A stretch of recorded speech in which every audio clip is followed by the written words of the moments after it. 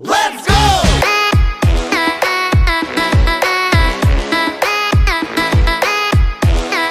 Dajiao, a day in my life, her in China. For today's video nga, ipapakita ko sa inyo ang mga kaganapan dito tuwing Dragon Boat Festival. Tuwing katapusan pala ng May, ginaganap ito dito. At kung makikita nyo nga yung mga bangka nila, sobrang hahaba. 50 to 60 people pala ang kasya dyan sa isang bangka. At naaaliw talaga akong panoorin sila. Bawat bangka pala, iba-iba yung kulay ng mga damit nila.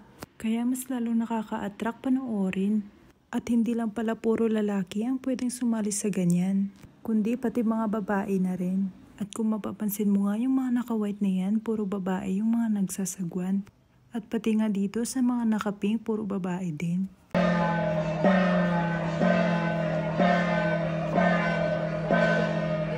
At yan pala yung tunog pag napanood mo ito ng personal. Parang meron silang tinataboy ng mga demonyo.